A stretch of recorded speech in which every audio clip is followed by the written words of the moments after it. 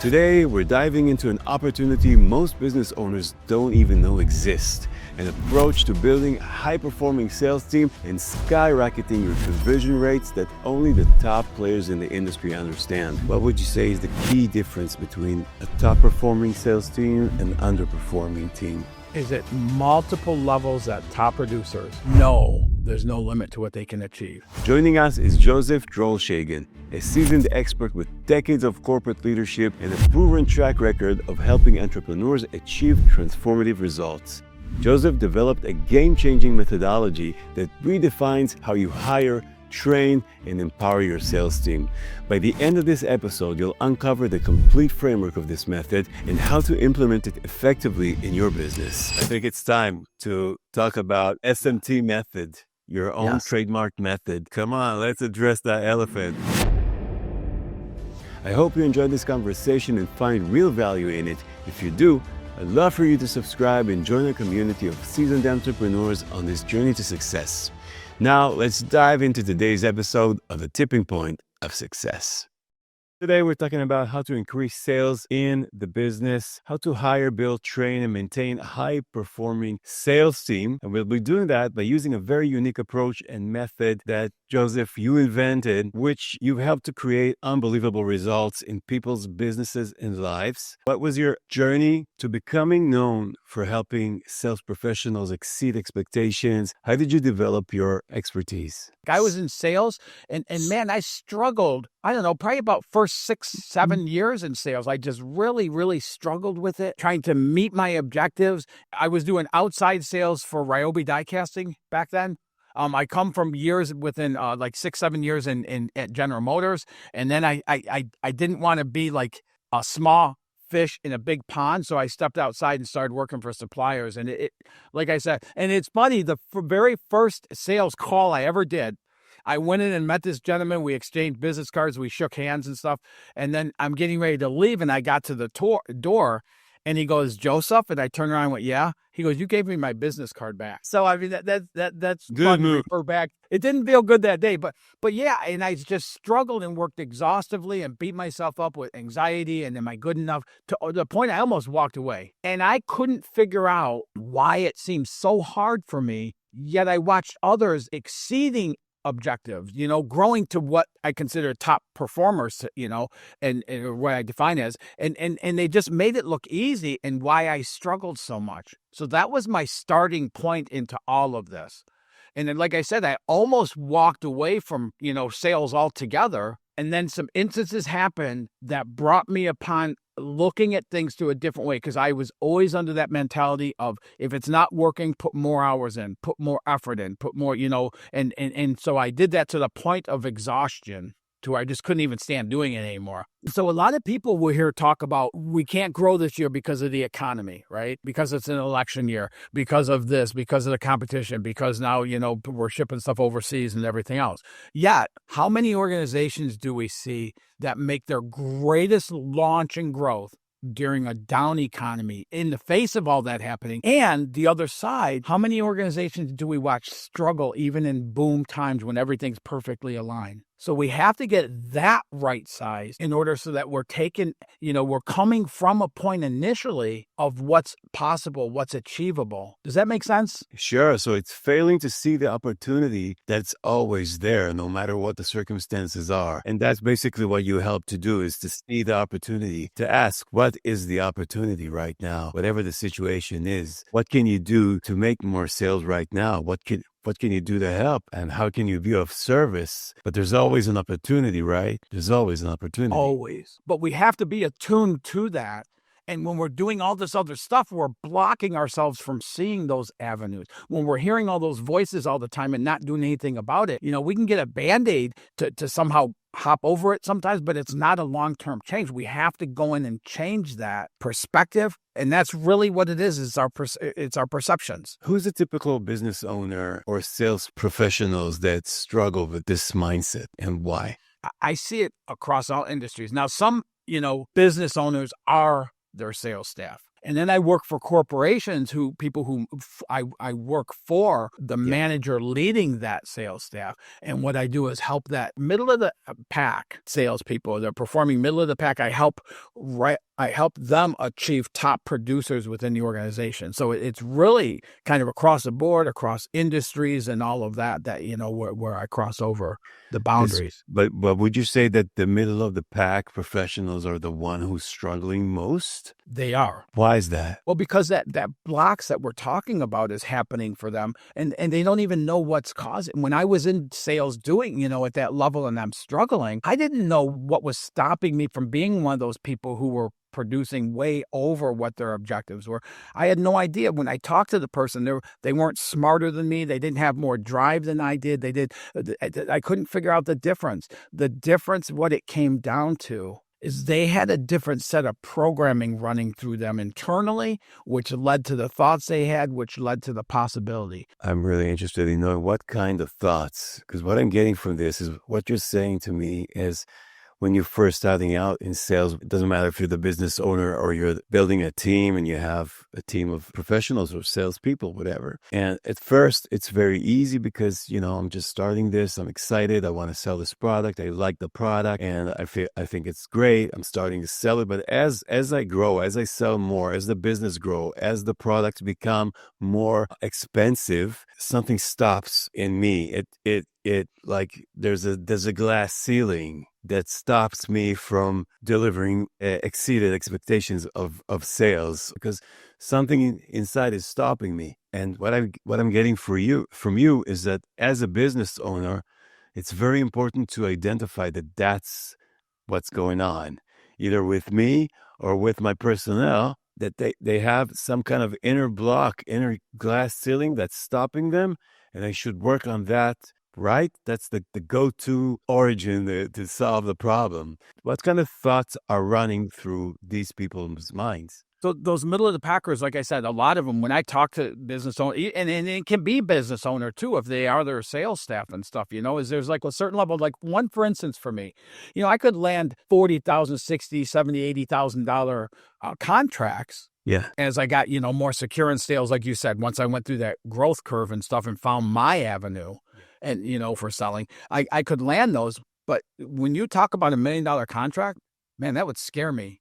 It felt like so much more weight, so much bigger, so much heavier that I would kind of shy away from those because I'd feel so intimidated by it.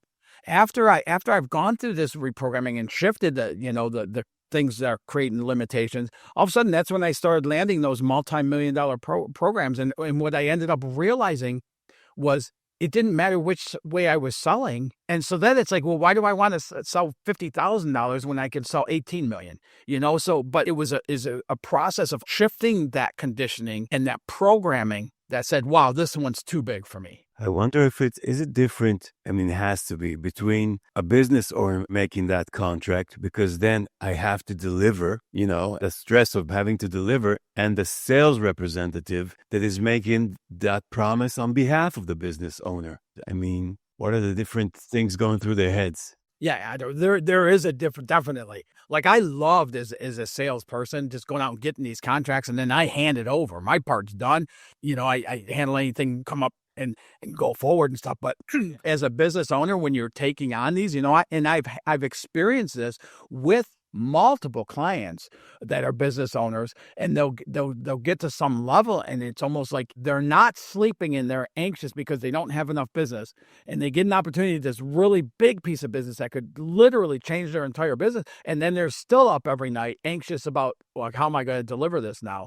Versus a salesperson who goes out there and they get, similar programming but different. They go out there, they make the sale, they bring the PO and hand it over, and it's somebody else's responsibility to now deliver on it. Absolutely. What's the block in the sales person's mind? Well, and this is where it all ties in, and I'm going to tie this a little bit into the SMT method, because the block in the business owner is lack of vision, lack of being able to see at that level. And part of it's lack of trust, because I love that movie with Harrison Ford, Indiana Jones, right? When he runs up to the cliff and there's nothing there and it's open and people are chasing him and he doesn't know what to do, and he takes a step just into nothing, and all of a sudden the step lights up. And then he takes another step and the next step, and eventually he gets the confidence and he runs across. And everything works for us like that. As we step into it, we find out more. We learn how to. We start with our initial systems and stuff, but we end up getting there. But we shy back because we don't know all the answers. And as a business owner, that's a higher risk when you're selling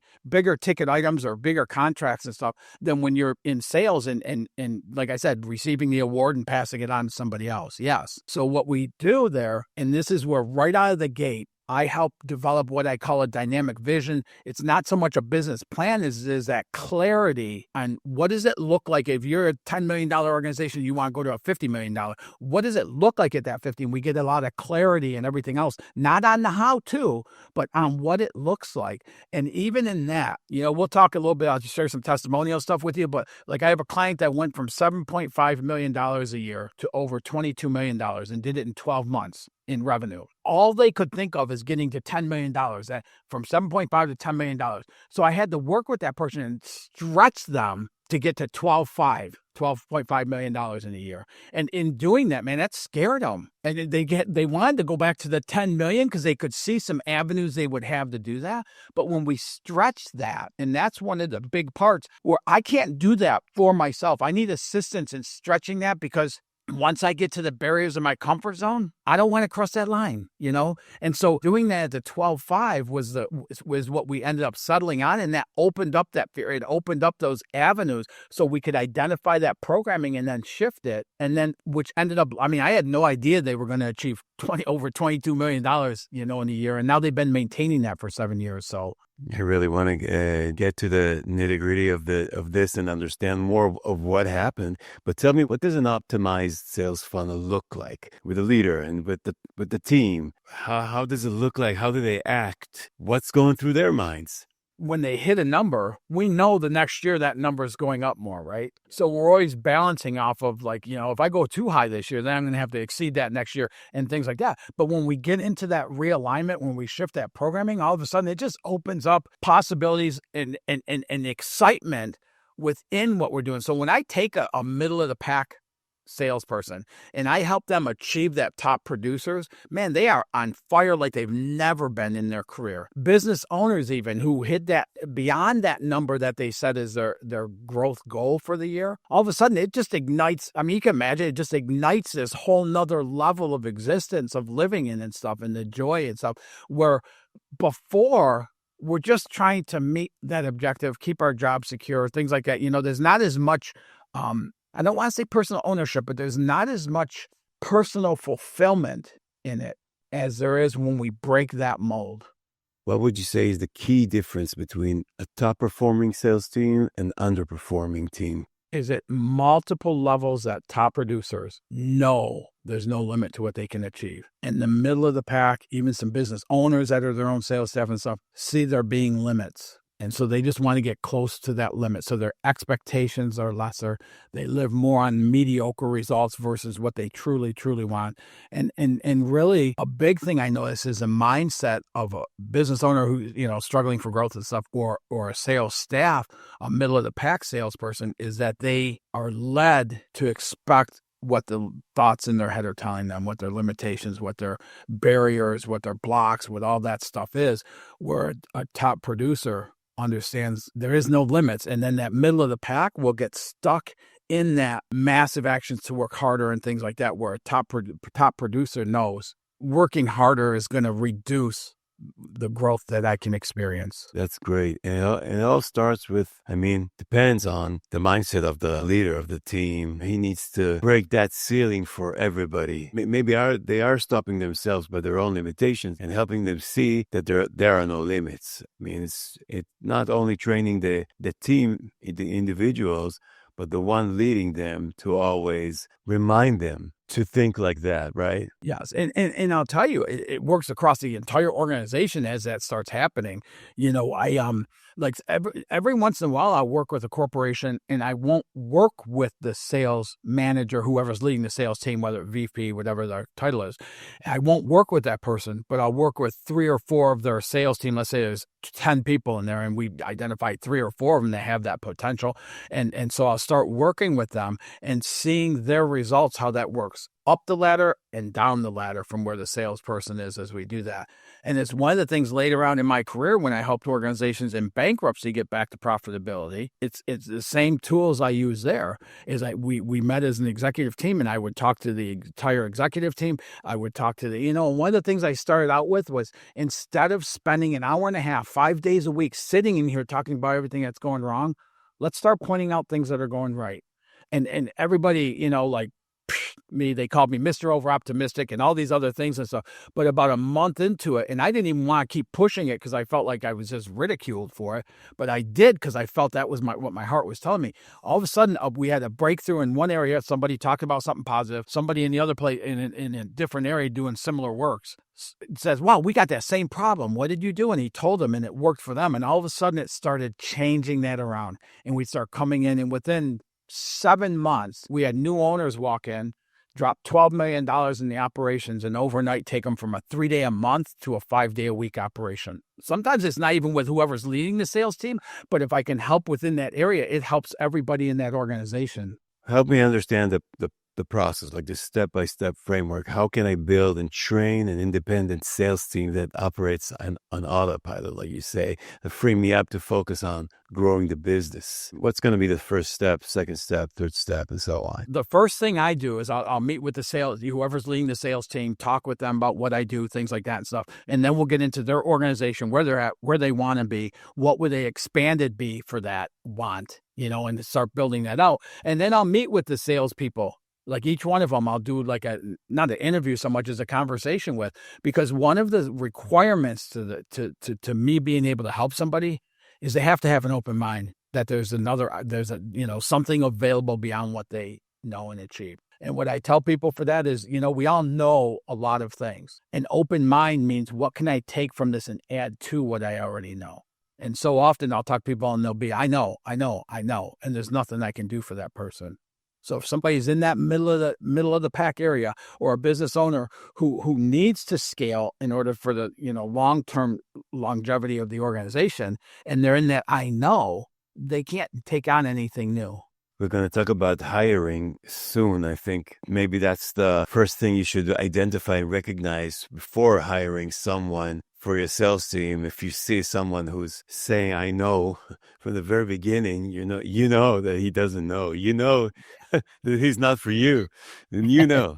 So what's your secret for motivating, or how can you help me find out the secret to motivating my sales team to exceed expectations without constant pushing or hand-holding? Okay, that's a lot of the stuff I do with business owners. Even if they bring in a couple salespeople and stuff, is I get them on target for doing everything we talked about with the expansion and everything else, and really identifying their programming, because that's the programming. That's going to be the programming of the organization. And I've had people that didn't want me to coach their sales staff, but they wanted me to coach them, and then they were going to coach their sales team. And in the midst of doing all this, by the time I got done coaching that person, their sales team no longer needed coaching, because we know when the top of the ladder starts shifting, everything in that organization is going to shift. So as he shifted, as he started opening up, as he started, going through and seeing changes happening, all of a sudden his people became motivated with that. But I do work with CEOs and things like that, and work with them and help them to motivate their team. Let's say right now I don't have the opportunity or the enormous privilege of working with you right now, and and getting your help with my sales team. And I'm looking for like a rule of thumb or a commonality of what motivates a sales team to exceed their expectations. Is it having one-on-one conversations with them? Is it rah-rah speeches? What would you say? Like right now I'm working with a gentleman, and he went from, I don't know, thousands of dollars a week revenue to, I think his top right now is, I think he's almost ready to break $100,000 a week in revenue. So we've had to assemble a team, and we've done it through the job benchmarking and all of that. And so, and so part of the thing is he wants to go to a $150 million organization. That's his goal. That's his vision. Okay. What I work with him on is, that's a great number, but what's motivating the individuals on your team that makes them want to hit that number? That's what has to be identified. So it's getting into, and that's what I mean. It's really getting into like the individuals on your team. How does each one of those people benefit? What's their motivation to do this? What's keeping them excited to continue going forward and take the efforts to hit that number? What would be an example of a motivation of someone on a team to hit the number of the organization? One of the initial ones we always think of is financial, right? As we do better, you do better. And that's great, but it doesn't last real long. We become accustomed to whatever that is and things like that. That would be too easy. Yeah. It could be such a wide array of things. It can be, of stocks in the company, things like that. It can be where they're building growth for themselves. It can be where, upgrade, promotion opportunities down the line. It could be, different things, because as he gets to 150, he's going to have to expand that team. Now, if he's got people that have been with him and they get an opportunity to lead, even if they break them in, there's just so many opportunities there, but it really comes from the individuals. I thought you were going to say something like onboarding the team members to the organizational vision. That's right from the start. When I'm working with a sales manager and he's working with his team, one of the first things I do is help him develop his vision. And then I'll have him take that to the team and let them feed into it. So when we host a session where it's with the sales manager, sales team, and I'm there to kind of run the session and stuff, it's okay, here's the objective, here's the vision to get to $150 million, and here's the impact and why and all that stuff. And now I want you guys to feed in on this. What do you see this organization going? What role do you want to play in that? What part it would be exciting for you to get to be a part of this growth and see it happen? What would give you ownership? What would make you feel fulfilled? And so as we start doing that session, I don't have to guess, because each one of those people are going to give me feedback into that, what that is. And now I can take that all together and instead of having a personal vision for my business, I can have an organizational vision for my business. This is exactly what I was looking for. Yeah.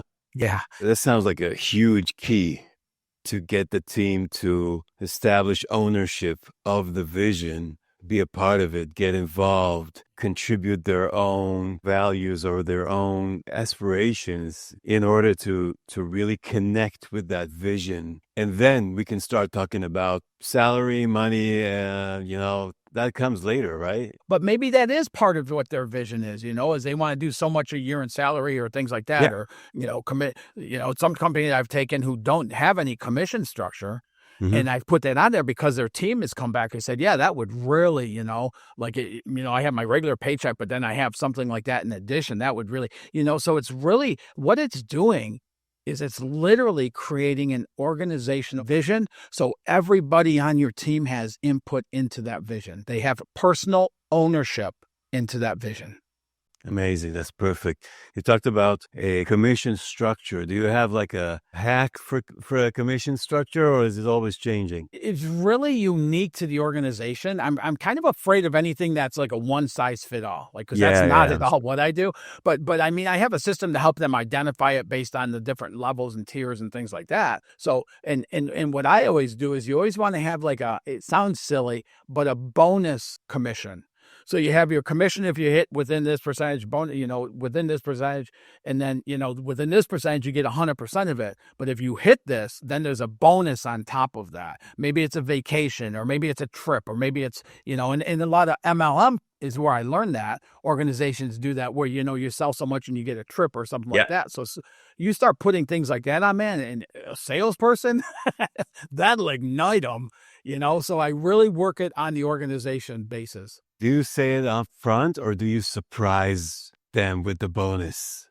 Typically the way we'll do it, like the way I've been involved with it, with helping organizations set that up, is, a lot of them don't even have the commission. So we'll start it out there, but we will say a bonus. Maybe it's financial. Maybe it's, it's only a couple companies have done that with like trips or something like that. Mm-hmm. But we state that because when they, why, here's why it's important too.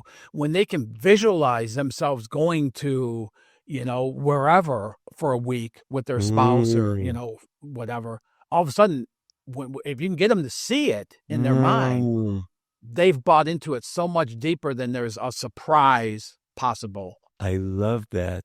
So it's also, I have to say that this is why a bonus like that, like a vacation, is so much better than just more money, because of the ability to visualize myself getting that bonus, and what would my life look like? What would this month look like? How would I have fun with my family and stuff like that? Wow, that's amazing. So I'm immediately starting to think about bonuses that people can visualize themselves experiencing and having fun with. That's great. That's brilliant. Yeah.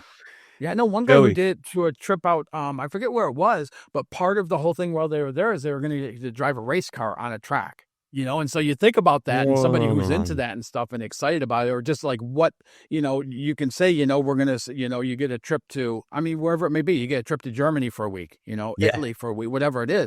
But when Yeah. you start adding a little bit things on there with it, of things that are going to be Mm. included with the trip, it starts deepening that vision, and which means it's deepening the ownership into that.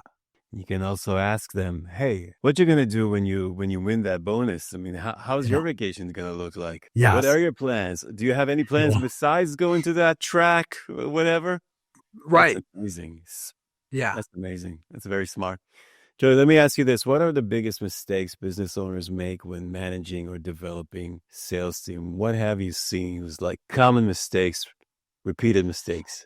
First ones I see, and it creates a lot of undue stress and stuff, is the way we go about the hiring process. Typical way of doing so is we put together a job description, what we're looking for in the candidate. We send it out, we get resumes, we talk to them once or twice, and then we make our decisions based on that. We don't do our true due diligence of what's possible to do to identify, is this person in their makeup, like I said, I utilize the DISC assessment, and it'll tell you what their motivators are. It'll tell you where they'll fit into the organization and things like that. It tells you all the things like that will tell you so much more information. So somebody could, anybody can do what they want with a resume, right? So this tells you about that personal qualities within that person to be able to better fit. Will they fit within the organization? How do I communicate effectively with them, which helps down the line with the sales, the manager, and then it'll even give us, things like that. We come up with a different set of questions based on that information than we do with, okay, what have you done? What do you want to do? Why is this? The typical interview questions that we ask. That's the first point. Those questions are very interesting to me because the question is, how can I identify and hire the ideal sales employee Yes. from the start? And I think those questions are very, very helpful. So can you give me like the main ones? Just getting the person to talk about what their achievements are, talk about like why they're passionate about what they're doing, kind of open that up some. How do maybe a couple questions about diversity? How would you work with this? Or how would you, how have you worked with this? Or how, things like this gone What is for the you? question most overlooked by people who are hiring salespeople? What do they forget to ask, that creates a lot of time the disappointment in later stages? Yeah, and there's so many questions and stuff to be asked, but one of the ones I really like to ask, and I will do interviews in person or via Zoom. I don't do them over the phone because I want to be able to look at the person I'm talking to, and I'll ask them, what are your objectives? What do you want to get out of this position? And then I'll be quiet and I'll listen to what they say. Because if it's just money, that's usually not the thing. If they want to be a part of something bigger than themselves and they want to be a part of bringing something to success or something, I start hearing that in there. So I think that's one of my favorite questions to ask. I wonder what's the percentage of people who answers the first and what's the percentage of people who answers the second? How many people say money versus how many people say, I want to be part of something that's bigger than myself? I don't know the stats on that,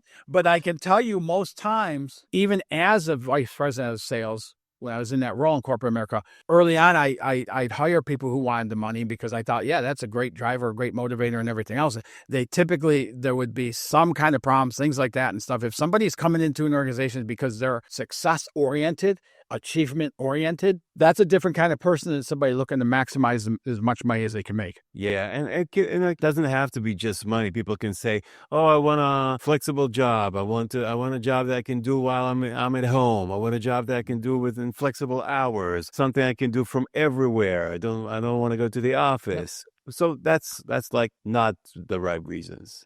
I mean, it's I mean, okay and stuff, but it's not the main right. reason. I look for people who want to be a part of success. They want to be a part of knowing they're going to start here, but the whole thing is going to be like this. And they get to be a part of that. Those are the kind of people I look for in sales. Different areas, it could be different things, but for sales, that's what I look for, along Amazing. with the money and things like that. Like, It's interesting to me to ask you what's going to be the first thing you would do in a business like mine to start improving sales. if I'm talking to a business owner like you and you're open-minded to, we're here, I want to be here, and I don't really know why I'm not doing that.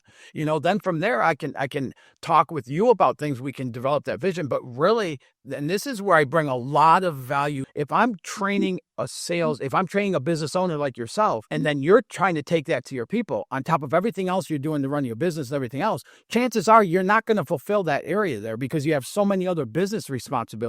Because I can go in and work with those people and help them to get elevated. And you may not be concerned about each individual uniqueness or their blocks or things like that to spend all that time into, where I can go in there and do that for you. And now you can be attending your business more. You're still managing your team, but it's taking less of your time. When I was struggling in that middle of the pack, I took so much of my manager's time for mentoring, for guidance, for direction, for trying to help me understand why I wasn't able to do what I wanted to do and such. As I became a top producer, it took so much less of my manager's time because he didn't have to do all that with me. All he had to do really was support me when I run into something.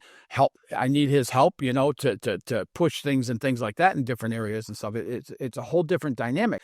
So now at the end of my time working, now you have these companies that have made these great strides, like the $7.5 to $22 million in 12 months, and each individual doing that.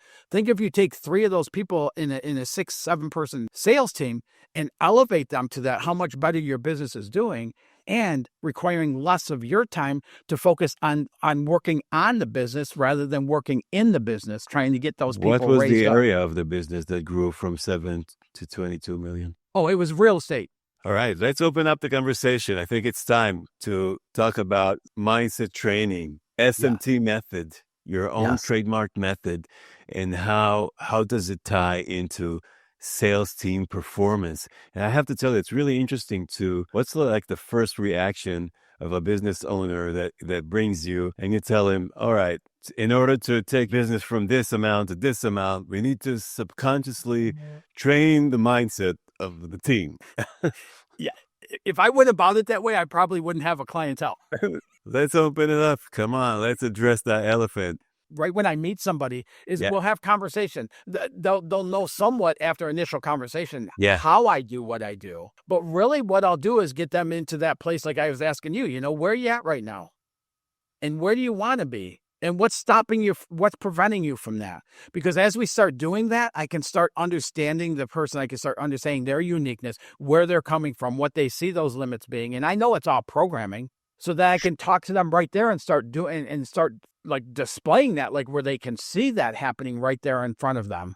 Give me some background about that method. I mean, how did you discover it? I come from a struggling family, blue-collar family in Detroit, Michigan. I grew up and stuff. And so I noticed when I was I knew that wasn't right in how I wanted to live, what was modeled. But I didn't know what it was supposed to be like, because that's what was modeled to me. And so when I got in my early 20s, I started identifying that things would come to me. And I felt I didn't deserve them because I didn't work hard enough for them. And I knew something was wrong with that line of thinking, but I didn't know what or how to change it. So I dove into things, into self-study books, into the greats, that taught that early on. I had The Secret, and I've tried all these different avenues and stuff, and nothing ever really, I felt good. Like I was a positive person, but it was almost like I pushed myself to be a positive person because I never really got the results out of it that I was looking for.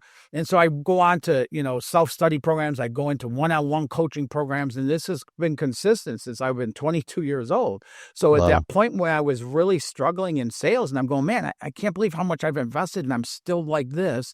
And when I came upon that study on mindset, I didn't even know exactly what it was, but I knew it made sense. And what connected me with it is as I started reading it, like I could relate to what they talked about in that struggle area. So then I took that further started doing some different coaching with different coaches and programs. And I got into the whole thing of starting to really understand the intricate dynamics of the mindset and how in that subconscious mind, we have this motherboard that hosts all of our programming, which is the words we hear, the thoughts we entertain, like all the, who we hang out with, all that stuff is in that programming.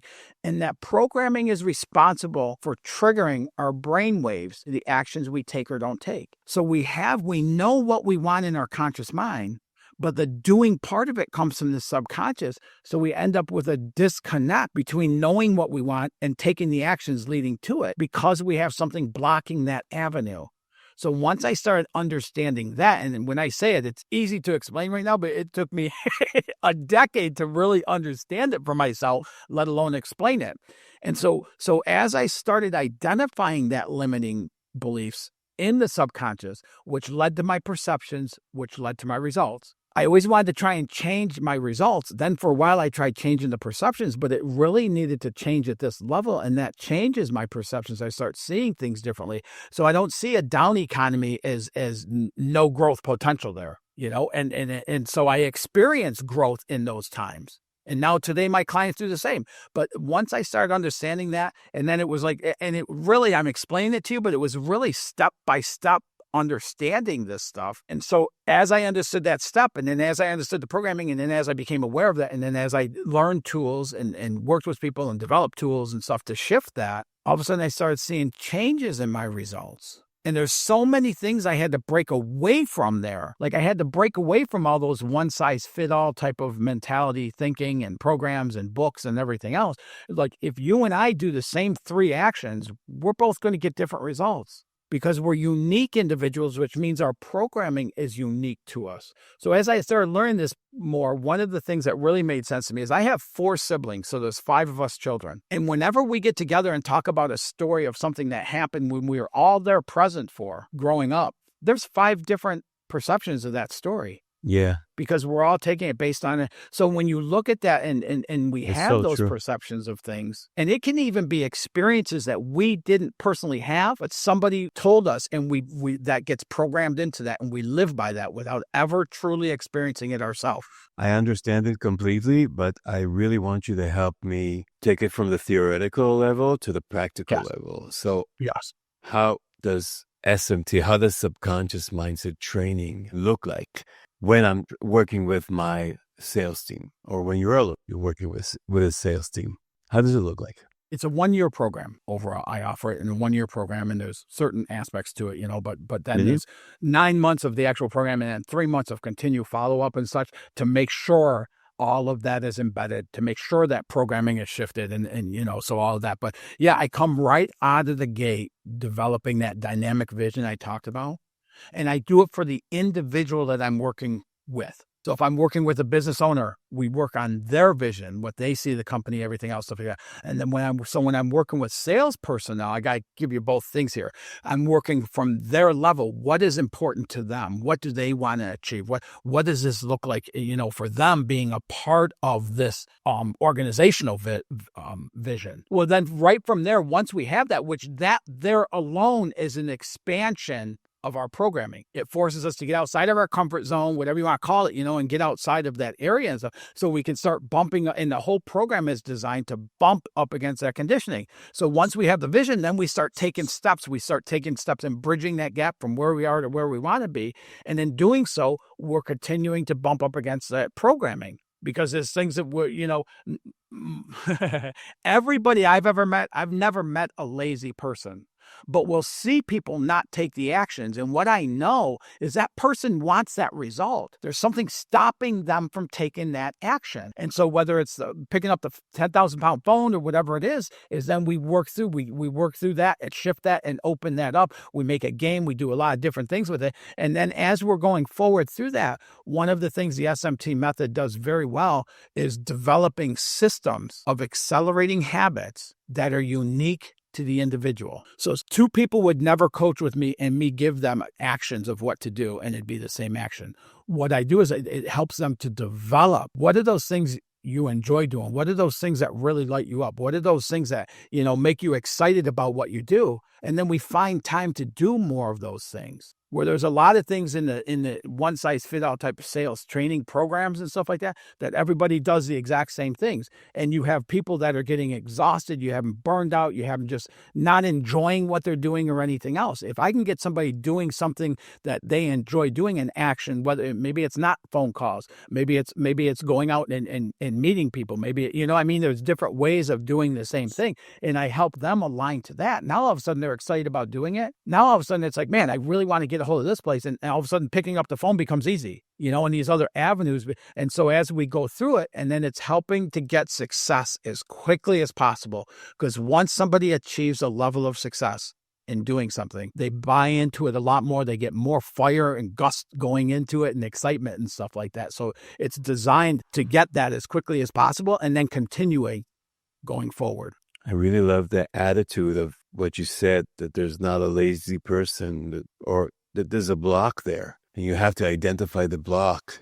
I love that approach. I think with kids also, it's so true and so overlooked. Is it one-on-one sessions or it can be done with the group as well, which and in the group, everybody's like working with himself, but in a group? How's it done? I've done it like group only.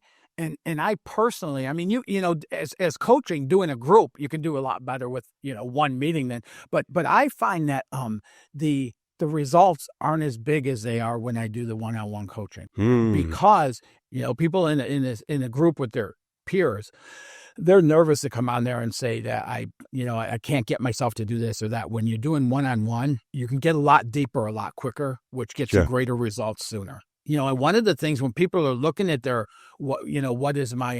what's my limits, they'll go, well, I procrastinate. Well, that's not your limit. That's how you react. Your limit's below that. So we really get down into that core of that programming.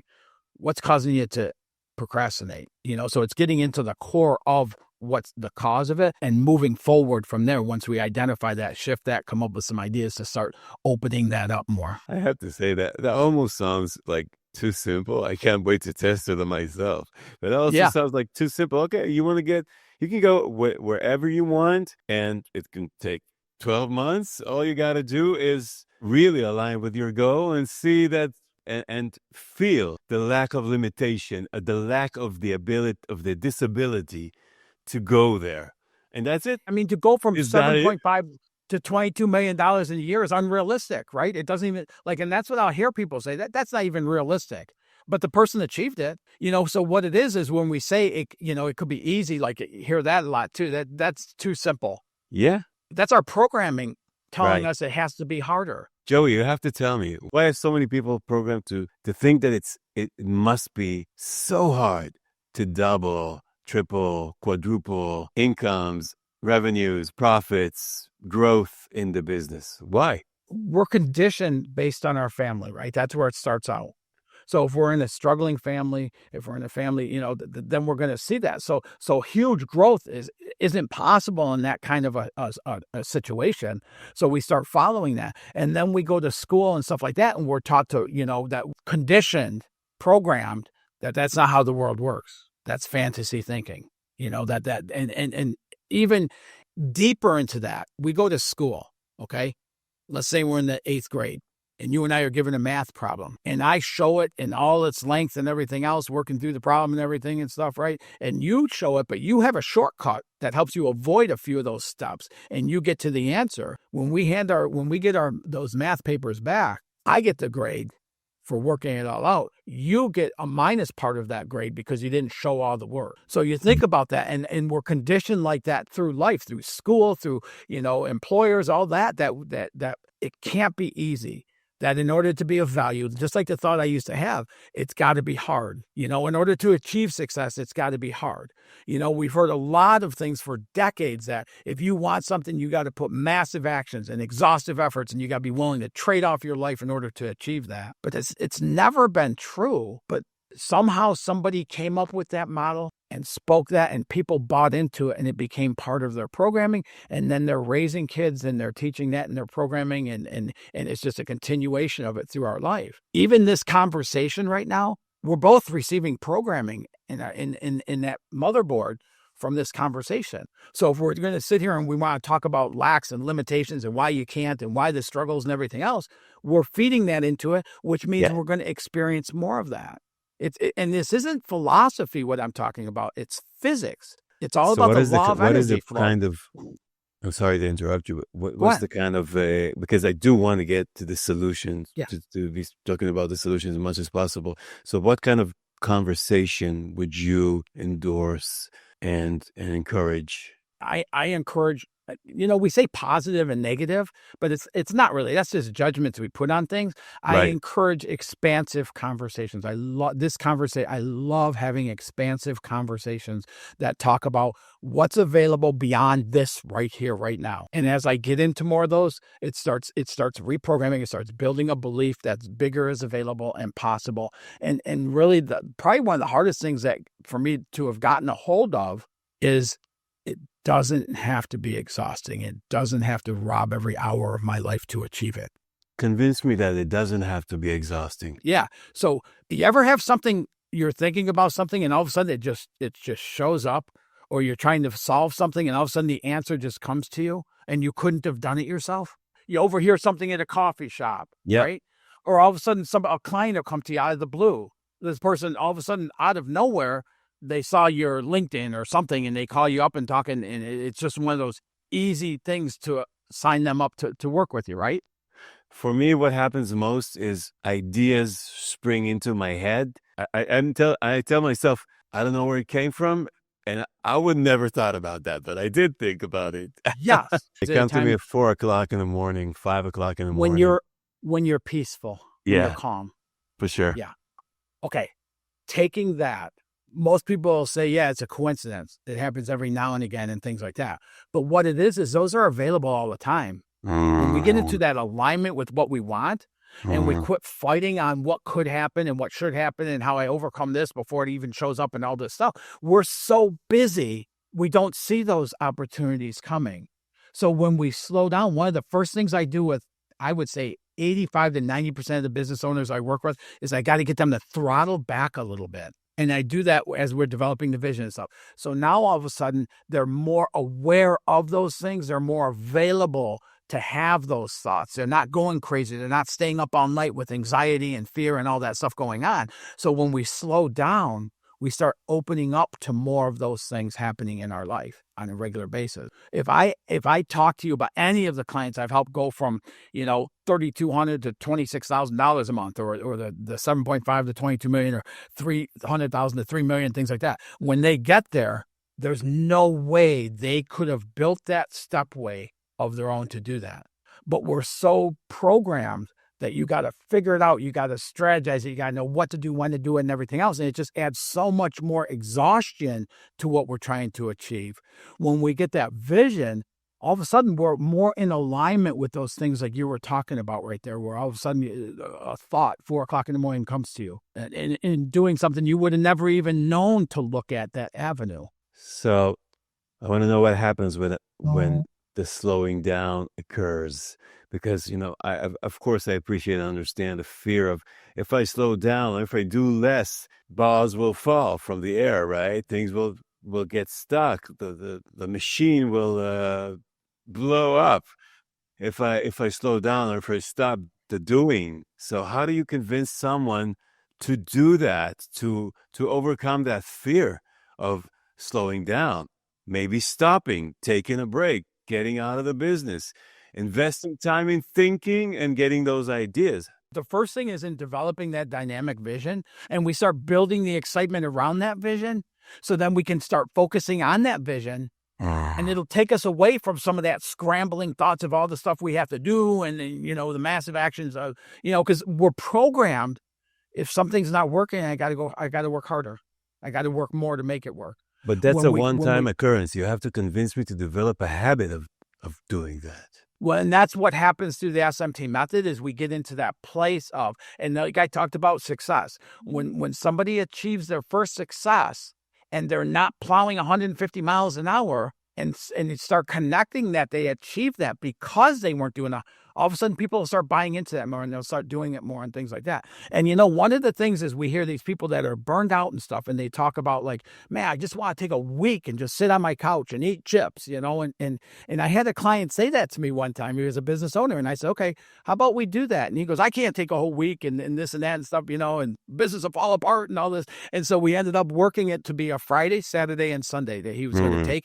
And he got different types. I even had him go out and buy different types of chips and beverages and stuff like that so he could just sit there. And he had 3 days he was going to do that. And he did it Friday. A couple hours into Saturday morning, he was bored and didn't want to do that anymore. And not wanting to do that, all of a sudden he wanted to do something that geared him back up on that other side. But if we don't ever test those things, if we don't ever look at those things, if we don't ever experiment with those things, we never find out about them. I had one client, he's a leader of sales teams, and I worked with him. Oh God, this got to be 10, 12 years ago now. And, I kept talking to him about the what I call patterns, paradigms, that programming. He said, I don't have those things. I don't have those. And I go, really? He goes, yeah, I don't have them anywhere. I go, okay, let's do you open to an experiment? And he goes, yeah. Now this is going to sound really silly, but so I said, tomorrow morning when you jump in the shower, I want you to lather your hair 12 times with shampoo and then rinse. Stop lathering and just rinse. And he goes, okay. He called me back the next day. He called me an MFer. Okay. He said, I couldn't do it. I stopped, I started, and I could not do it. I had to go back to finish whatever my pattern is and stuff. That opened up the door for him to start seeing the other patterns and how he's doing his business. The automaticity of things. Yes. The automaticity of his day, of everything he's doing. Yes. And what happens is we have that programming and we're just unconsciously living by that programming. So if something doesn't work, we put more hours, we work harder. If things aren't growing the way we want, then we double up our speed on what we're doing and all the stuff we're doing. And we go back into the mind and strategizing. And what we create is a situation where it can't grow because of how much we are embedding of everything we have on that side of things, of going harder at it. When we slow down and we start seeing things come to fruition easier, we become open for it. Once we see it, once we experience it, it's like, I want more of that. So even in getting the results, we start wanting more of those results, which is what brings us forward rather than the working hard and all that stuff that's actually blocking them, the results we could be achieving. So how can a business owner take what you've just shared here today and start applying the subconscious mindset training, the SMT method, in their own business to their sales team? What would the process look like? Would it start in the shower, or would it start somewhere else? For someone wanting to implement this into their daily business operations, the daily business routines, is that like not starting the day until you do that? I would say find some time over, few hours, a couple days a week, whatever it is for the individual, but just set some time aside when you're not going to focus on business, you're not going to focus on anything, and you're just going to focus on that. What do you truly desire your business to be? If you're working in sales for a corporation, what do you truly want to achieve in that role within that organization, and get clarity around it? What's it look like as far as the growth? What's it look like with customers? What's it look like with your dealings with the outside and the people internally in your organization? Because so looking at that side of things, okay, and ultimately and then getting clarity around what's it feel like to be at that level. If you're a business owner and you want to go from 10 to $50 million, what's it feel like being at $50 million? What kind of clothes do you wear? Like, really put it on, really get specific about it. I'm a very big proponent on writing it down, because when we do the writing, we're taking a step into commitment to that vision, but get a lot of clarity around it. That would be a starting point. Sometimes when I do that, I actually get overwhelmed, because when I really do that, I come up with such a huge vision that it scares me. What if I can't handle that? And that is the level we want to get a vision. If we have a vision that we know how we're going to achieve, that's not really a vision, it's a goal. A vision is something, and I love that you said that, it scares you, because a true dynamic vision is going to be, I don't know how the heck I'm going to achieve that. And we're going to stay away from the how. So even as you're writing it, if it feels like it gets like that, just look, because you're probably getting into how are you going to do it. And Yeah. that's not what we're doing here. We just want that vision. And when we get that clarity to it, it'll help us to the next step of becoming aware of the thoughts and the feelings we feel about achieving that. So when we take 10 to 50 million, that $50 million, if that scares us, it's going to start bringing up the things about what scares us. And that's the programming. Now, as far as shifting that, I've tried a long time to do that for myself. And I wasn't as successful as working with somebody else and who could help guide me through that process, And so that's where the SMT method is huge.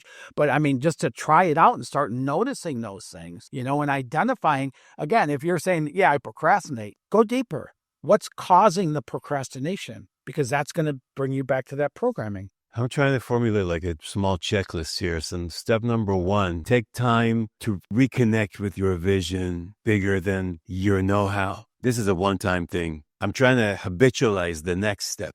Is it identifying when you find yourself feeling that those anxieties or those insecurities and do something there? So we have the vision, right? Now we have this dynamic vision that kind of scares us, but we're excited about. Okay, so now we got the vision. Now we start going about our day. In my morning practices, like I'll bring up that vision. I'll get myself into that viewing of that vision, okay? And then I start going through my day. And all of a sudden an action will come up or something will happen. And I'll look at it and go, well, that's not how I am in my vision. In my vision, I'm not working 12 to 14 hours in a day. So what's causing me to do that? In my vision, because part of the thing that happens is we so much live by the situations and circumstances of what's happening right now today in our life.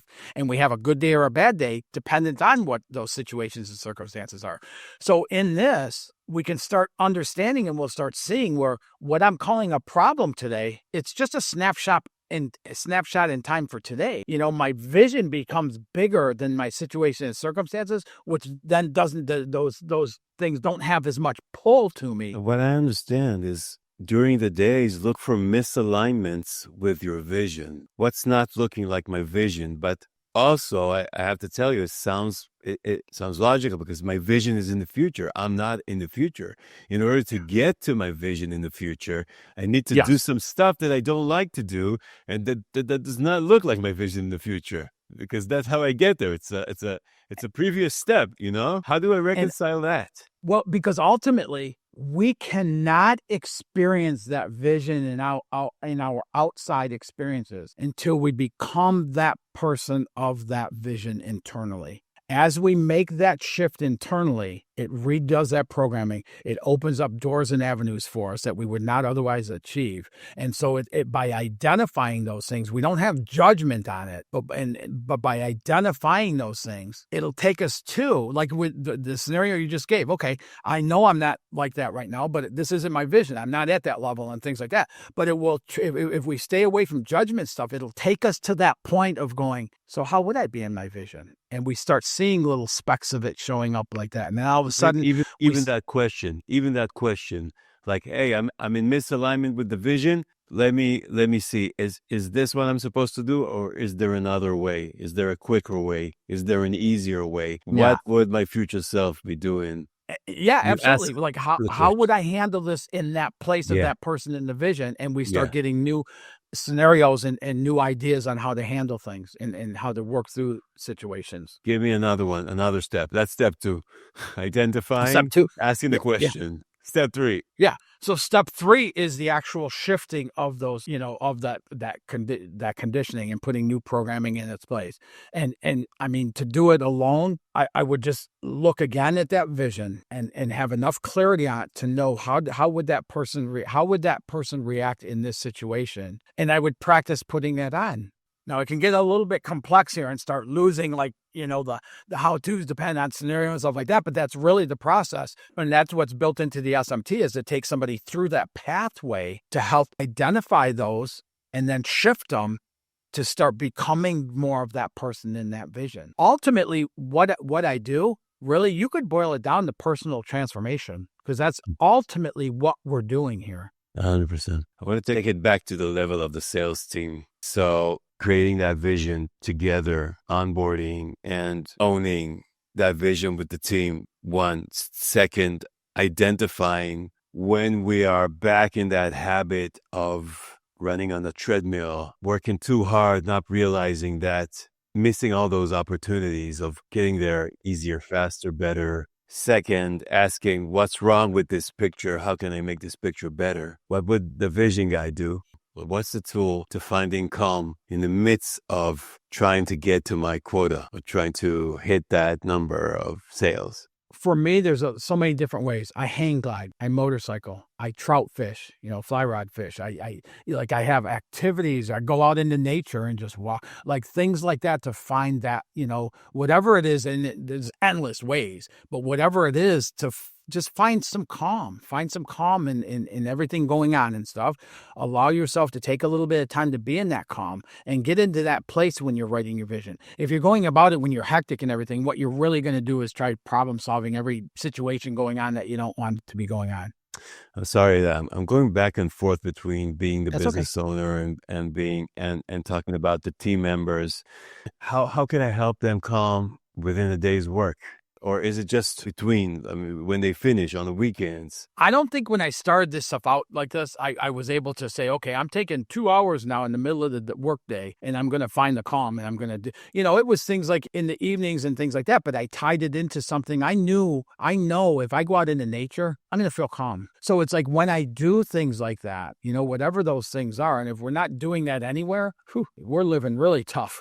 Yeah. But if we don't have those kind of down times, and maybe it's not during the working hours. Now today, I can do that in the middle of a day. I have the freedom to be able to do that. But when I started out, I couldn't. I would do it on weekends, or I would do it like in the evening if I went out to nature and things like that. So it really got, fits into, I'm not saying don't work hard at what you're trying to achieve. I'm saying aside from that, find some time to find some calm and then write that vision from there. Would you direct a CEO or a business owner, force him to do those wind downs, find time for himself, do things that he likes, stop working 24/7? I'd help hold them accountable to doing that. People working 24/7 are spending 60% of their time up here in their head and the remainder of the time taking actions, whether they're actions that help or hinder, whatever. But, when we're working, when we're doing things like that, we're so much into our head and we'll never get to those other areas and avenues. And ultimately, the point of building the vision is because we're going to make that the reality that we live by. So our situations and circumstances are snapshots in time that we have to deal with, but they don't have to control our, everything about us and drive us to go faster and faster and faster.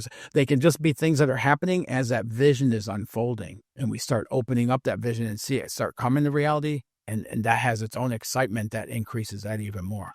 But I did not start out by working, the work week I work today where I take Mondays and Fridays and things like that. I didn't start out that way. I started out traveling 3,000 to 5,000 miles a week, every week. And I would start finding that calm in the evening when I got to a hotel at 10 o'clock at night. And then I would find some over the weekend. And I had a young son, so I spent a lot of time with him when I was home. And so, it's not that we stop working to do this. It's that we just find time. We talked about it. The vision part is well known, and it's fairly easy to take the time and to do that. But on a day-to-day basis, to stop ourselves from not stopping ourselves, that's the hard part. If we don't have like a really clear and easy to implement, understandable workflow or set of tools, what to do and what to not do in order to really identify the points in which we are not conducting ourselves as someone that has that vision would. It's really hard to catch yourself, in that situation. Part of it is redefining our perception of it, right? Because anybody working, even during the work day, it's not 100% pounding away to it and stuff like that. There's times we might get a coffee, we might use the restroom, we might do this, we might do that. But we don't utilize that time as downtime. We don't perceive it that way because I had to go to the bathroom or I got a coffee or talk to Frank for 20 minutes, so it's in how we're utilizing that time. We could be standing around the water cooler talking about all the politics and economics and this and that and everything else. And that's not productive use of that time. We could take that same amount of time, say our lows and stuff, and then take a couple moments of it and just start picturing what is it that I want to achieve and what does that look like? So we're not even finding, I had a guy I worked with one time, and he said to me, I don't even have 3 hours a week to practice my guitar. And I go, what? I have an entire week. And he goes, yeah, I don't have 3 hours a week. So I grabbed a piece of paper and a pen and I Sunday, Monday, Tuesday, Wednesday, Thursday, Friday, and Saturday. We start on Sunday. We end up getting to Wednesday and found 12 hours a week he could be practicing his guitar, and we still had almost a half a week to go. And so I said, so is that still? He goes, no, I guess it's not. I never saw it that way. It's our perceptions of how we see things, of I'm going 24/7. I got to constantly go, or, and we're not doing that. A lot of it is just up in our head, that we could be using that time more productively to achieve what we want to achieve, rather than all that spinning out.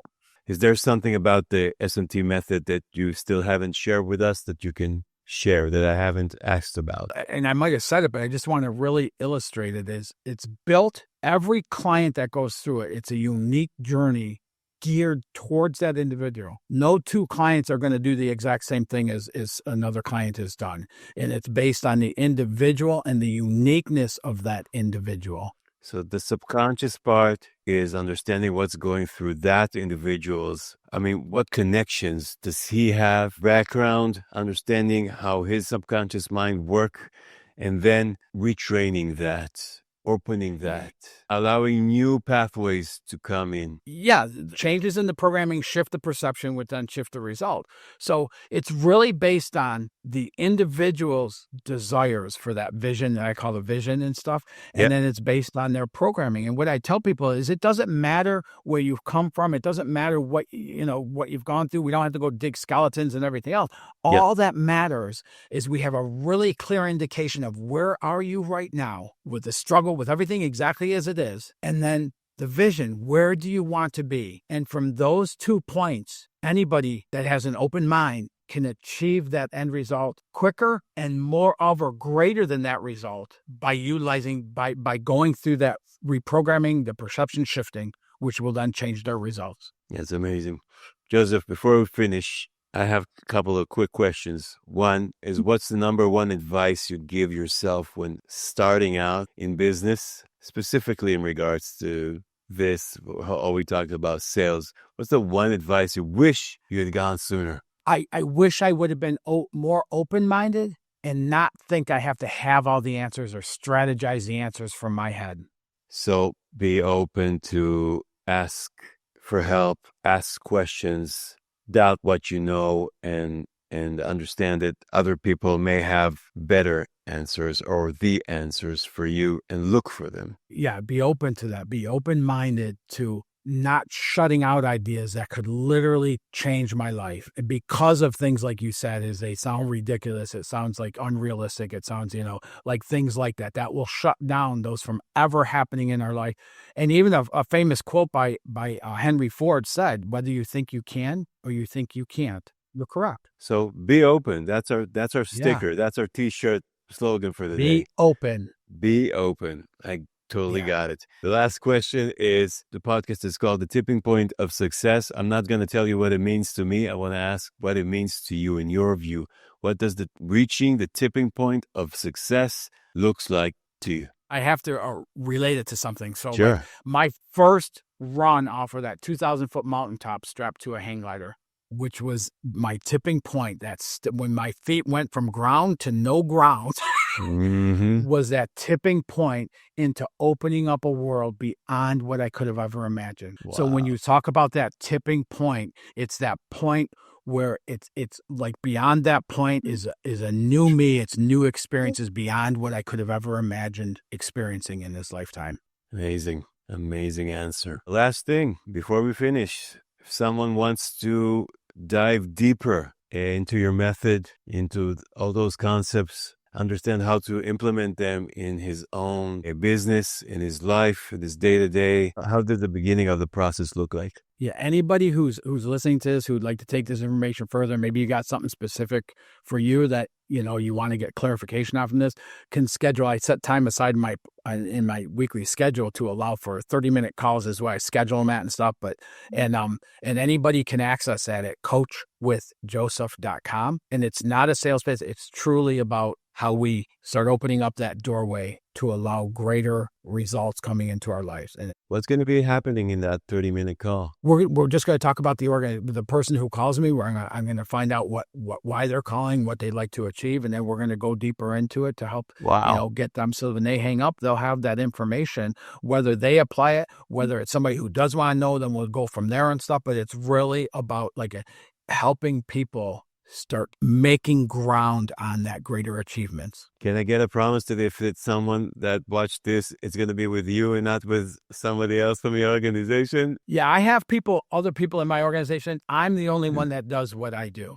So if somebody reaches out, the link I gave you is to my personal calendar. Amazing. So they'll be talking to me. Yes. Joey, I really want to thank you for this conversation, and it exceeded my expectations in so many ways. And I think that we did perfectly, I think, transitioning from the more technical things, the more technical stuff, the base level, to understanding what's really going on. I've been here, and I really want to thank you for doing this, not just for doing this conversation, but for doing what you're doing. And those plaques on the wall, they're not for nothing, You're doing I'm so blessed. very I get to do important this. work. Very important work, I have to say. Yeah, and because of the results, Mike, thank you so much. That means so much to me. I just love doing what I'm doing. I love having these conversations and getting to spark into that. And my heart is helping people listening to this to get some ideas to start looking at things differently, to shift those perceptions so they can start experiencing different results. And I love hearing about that when that happens. Amazing. And I think everybody feels that throughout this whole conversation. There's not a minute that you can't feel that. So that's amazing. Joey, thank you so much. Hey, if today's conversation resonated with you, please consider subscribing to the channel and joining our growing community of seasoned, mission-driven entrepreneurs. Here you'll find insights to help you break free from the endless grind, build sustainable momentum, and confidently break through your current ceiling. I also invite you to check out the next video or playlist to discover new strategies, get inspired, and find the guidance you need to reach your next business level without the burnout. Thank you for watching, and I can't wait to see you in the next episode.